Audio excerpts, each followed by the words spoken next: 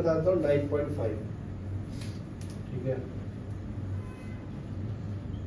9.5 में क्या बोलते हैं, to resistance 2 ohm and 3 ohm are connected across the two gaps. Meter D as shown in the diagram. Calculate the current through the cell and ballast. Value दिया हुआ है, length का value भी दिया है, रेजिस्टेंस वायर का भी wire दिया है। तो ये डायग्राम पहले जैसा ही ड्रॉ करना है, ठीक है। इसको नीचे ले लेगा थोड़ा, यहाँ पे 2 ohm कनेक्ट किया जी,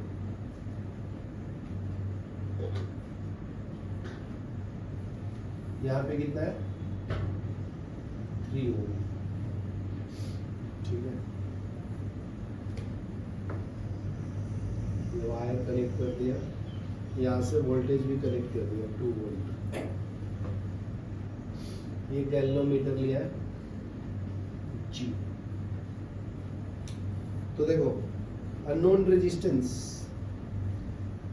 कैलकुलेट करने के लिए क्या किया, देखो given the resistance bridge wire is 1.49 and diameter is 0.12 और ऊपर का रेजिस्टेंस दिया है 2 ohm 3 ohm, नीचे वाले का कितना दिया है 1.49 ohm। तो देखो ये दोनों सीरीज में है और ये जो वायर का जो रेजिस्टेंस है वो कितना है 1.49 ohm। तो ये दोनों को सीरीज में कनेक्ट करो तो 2 + 2 कितना होता है, 2 + 3 कितना होता है 5 ohm।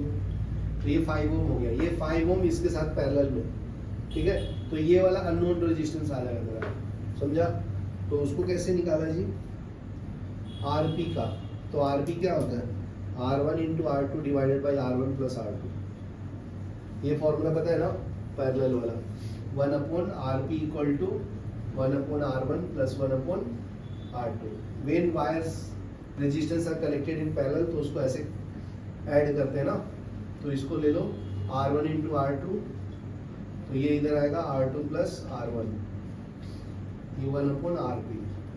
तो 1/RP = क्या आएगा R1 × R2 divided by R1 + R2। ये समझ में आया। तो ये यूज किया हुआ यहाँ पे। तो वैल्यू डाल दो, RP = 1.49 है और ये R2 का वैल्यू हम लोग ले लेंगे 5। तो 5 डिवाइड बाई 1.49 + 5। ये समझा अभी कैसे आया, ये इंपॉर्टेंट था ना, ये नहीं समझ में आ रहा। तो ये हो गया तुम्हारा 1.15 ohm। तो इधर का वैल्यू कितना आ गया RP का 1.15 ohm, ठीक है। अभी करंट थ्रू द सेल, तो इसके थ्रू कितना करंट जा रहा है यहाँ से I। तो I = क्या होता है जी V/R ना। तो ये कितना हो जाएगा, E का वैल्यू 2 दिया है, बैटरी का वैल्यू E का वैल्यू कितना दिया है 2 वोल्ट। तो यहाँ पे 2 वोल्ट लिख दिया डिवाइड बाई RP। रेजिस्टेंस का वैल्यू कितना है 1.15 आया था ना। तो ये कैलकुलेट कर लो कितना आएगा 1.739 ampere current through the cell, ठीक है। स्पेसिफिक रेजिस्टेंस, तो फॉर्मूला पता है हम लोग को, स्पेसिफिक रेजिस्टेंस जिसको हम लोग रो बोलते हैं ऑफ वायर। तो रो = RA/L। ये कहां से आया, R = हम लोग को पता है रो L/A, तो अपने को रो निकालना। तो रो = क्रॉस मल्टीप्लाई कर लिया RA/L से, समझ में आया। फिर ये डायमीटर दिया हुआ तो इसका मतलब ये सर्कुलर फॉर्म है, तो πr² divide by L। Area का वैल्यू क्या डाल दिया πr²। ये एरिया ऑफ सर्कल होता है, एरिया ऑफ सर्कल। यहाँ तक क्लियर है। तो इसके अंदर डाल दो, तो रो = R का वैल्यू कितना 1.49 × 3.14। रेजिस्टेंस का वैल्यू कितना आएगा, रेजिस्टेंस बोले तो ये रेडियस का वैल्यू कितना दिया है, डायमीटर कितना दिया है 0.12 सेंटीमीटर, रेडियस कितना आएगा 0.6 सेंटीमीटर, ठीक है। तो इसमें डाल दो, मीटर के फॉर्म में कन्वर्ट कर देंगे तो 0.06 × 10⁻² का whole square divided by length कितना दिया 1 मीटर। तो ये कैलकुलेट कर लो, ये आता है 1.686 10⁻6 ओम मीटर। रेजिस्टेंस का यूनिट होता है रेजिस्टिविटी का ओम इंटू मीटर। चलो लिख लो। नेक्स्ट टॉपिक पढ़ेंगे हम लोग पोटेंशियोमीटर। पोटेंशियोमीटर,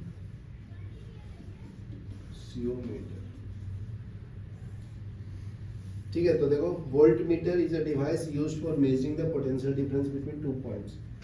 ठीक है, तो ये तो हम लोग को पता है ना कि वोल्ट मीटर का काम क्या है, वोल्टेज मेजर करना। Is a device which is used for measuring potential difference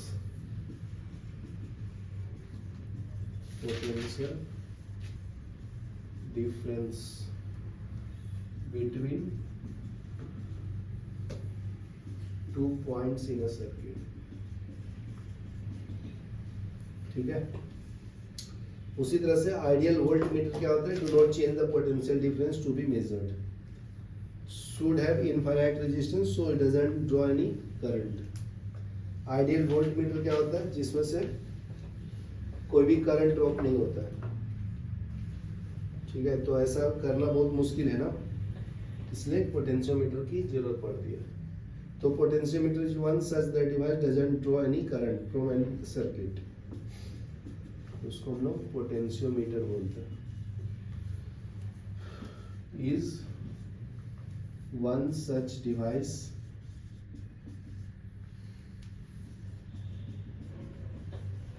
which does not draw any current from the circuit,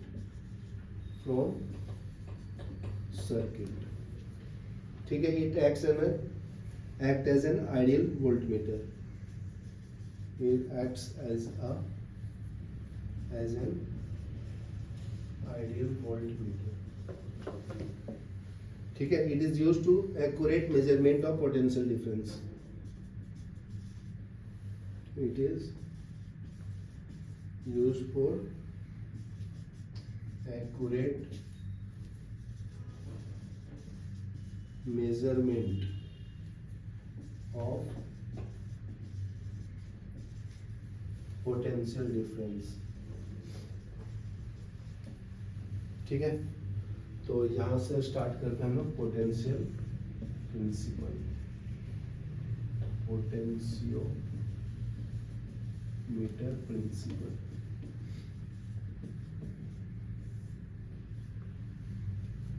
ठीक है, तो इसका डायग्राम ड्रॉ करो।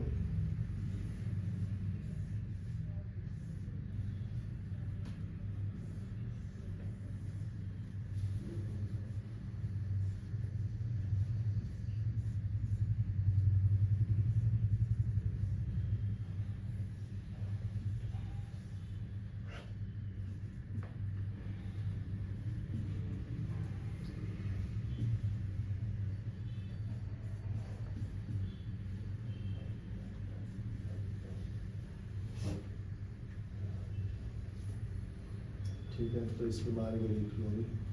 Potentiometer consist of long wire AB of length L, resistance R, having uniform cross sectional area. तो ये भी same ही है। A potentiometer consist of a long wire AB of length L and resistance R, having uniform cross sectional area, uniform cross sectional area A। ठीक है। A cell of EMF E has an internal resistance small r connected through AB। A cell of EMF E having internal resistance R।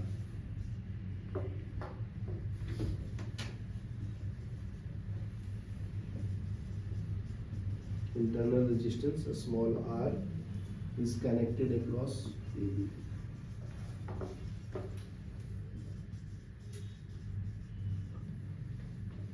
ठीक है, यहाँ पे ठीक है। तो देखो नेक्स्ट है when the circuit is switched on current passes through the wire AB is given by when circuit is switch on current I passes through the wire, ठीक है। तो करंट थ्रू AB क्या होगा, through AB I is equal to E by R plus small r, ठीक है। Potential difference across AB is given bye, तो potential difference AB को क्या बोलते हैं,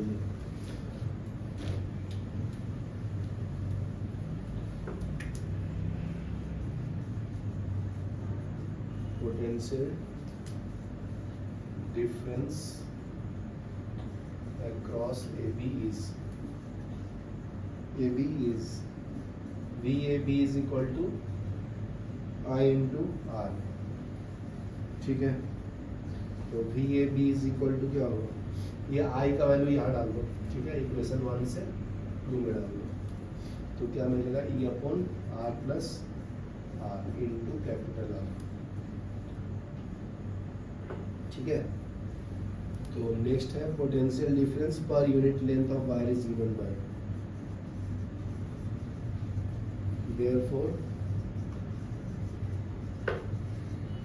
पोटेंशियल डिफरेंस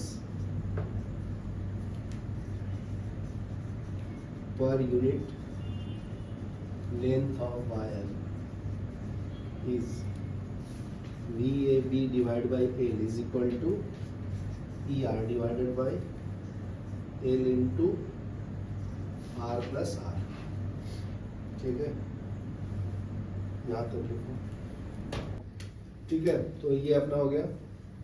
नेक्स्ट पॉइंट में क्या है, अगर E का वैल्यू, ये जो E है ना, इसका वैल्यू अगर कांस्टेंट रहेगा तो क्या लिखेंगे, as long as potential remains constant,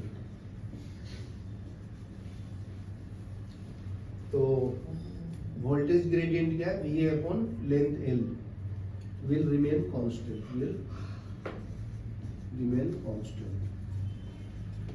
ठीक है। तो VA by L is called potential gradient, तो VA by L is known as potential gradient, ठीक है। along AB and is denoted by K. Potential gradient can be defined as potential difference per unit length of the wire, तो इसका definition भी बताया, ठीक है, लिख लो। तो ये कंसीडर वाला पॉइंट लिख देता हूँ, consider a point C on wire at distance L from point A, ठीक है। The potential difference between A and C is given by the potential difference between A and C is VAC, ठीक है। तो इसको हम लोग क्या लिख सकते हैं, VAC is equal to KL, ठीक है। तो VAC is directly proportional to length L, ठीक है, यहाँ पर